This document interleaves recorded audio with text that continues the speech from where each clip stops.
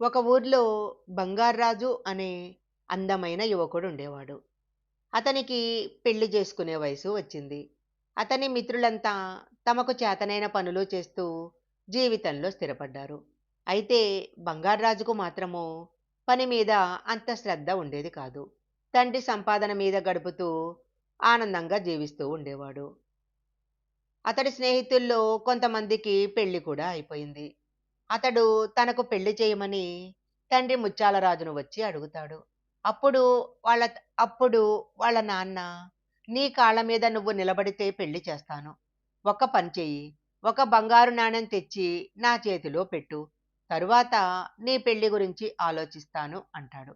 అంతేనా? ఓస్ బంగారు నాణెమేగా అనుకుంటూ ధనవంతుడైన స్నేహితుడి దగ్గర అప్పు తెచ్చి మర్నాడే ఒక బంగారు నాణెం తండ్రి చేతిలో పెట్టాడు. అప్పుడా తండ్రి ఆ నాణాన్ని అటూ ఇటూ తిప్పి చూసి ఎందుకు పనికిరానిదంటూ నదిలో విసిరేస్తాడు.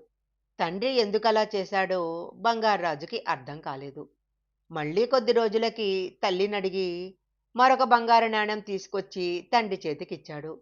అప్పుడు కూడా తండ్రి ఇది కూడా పనికిరాదు అంటూ నీటిలో విసిరేశాడు.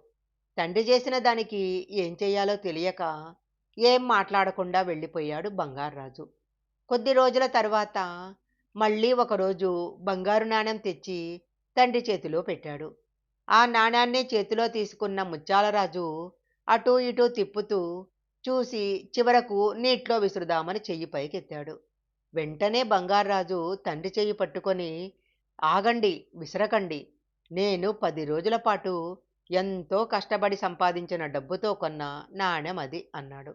అప్పుడు ముత్యాలరాజు నవ్వుతూ, "ఈ మాట కోసమే నేను ఎదురు చూస్తున్నాను. ఇంతకు ముందు నీళ్లలోకి విసిరిన నాణేలు నువ్వు సంపాదించినవి కాదు. కాబట్టి వాటిని విసిరినా నీకేం అనిపించలేదు. ఇప్పుడు నీకు కష్టమంటే ఏంటో తెలిసింది. డబ్బు యొక్క విలువ అర్థమైంది. ఇకపైన నువ్వు నీ కాళ్ళ మీద నిలబడగలవు. భార్యాపిల్లల్ని పోషించగలవు. ఇప్పుడు నీకు పెళ్లి చేస్తాను" అని చెప్పాడు. ఈ కథ గనక మీకు నచ్చినట్లయితే లైక్ చేయండి, షేర్ చేయండి. ఇలాంటి మరిన్ని కథల కోసం మా ఛానల్ సబ్స్క్రైబ్ చేసుకోండి. పక్కనే ఉన్న బెల్ ఐకాన్ని యాక్టివేషన్ చేసుకుంటే మేము పెట్టే వీడియోలన్నీ కూడా మీకు ముందుగానే నోటిఫికేషన్గా వస్తాయి. మరొక మంచి వీడియోతో మళ్ళీ కలుసుకుందాం.